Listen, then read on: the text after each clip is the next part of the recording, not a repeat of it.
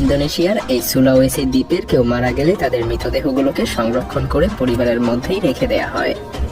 Kita tidak takut dengan mayat atau jenazah yang ada sebab তাদের বিশ্বাস এই মৃতদেহগুলো তখনও জীবিত থাকে। তারা সেই মৃতদেহগুলোকে ভাবে অসুস্থ ব্যক্তি, যারা কিনা অসুস্থ হয়ে বিছানায় পড়ে আছে।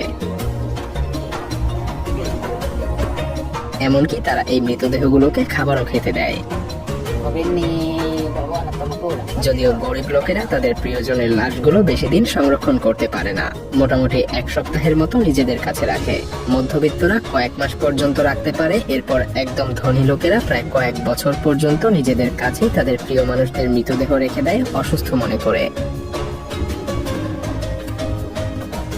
এই উপজাতির মানুষেরা মনে করে মৃত ব্যক্তিরা মৃত্যুর পরেও তাদের পরিবারেরই অংশ হয়ে থাকে, তাই এখনো এই মৃত মানুষগুলোকে সৎকার বা কবর দেয়া হয়নি। তারা ভাবে এই মৃত লোকদের আত্মা এখনো এই বাড়ির ভেতরেই আছে। এদের বলা হয় টামাকিউলা, অর্থাৎ অসুস্থ ব্যক্তি। এই মহিলাটা 5 বছর আগে মারা গিয়েছে, আর তার স্বামী মাত্র 3 সপ্তাহ আগে। The wife already 5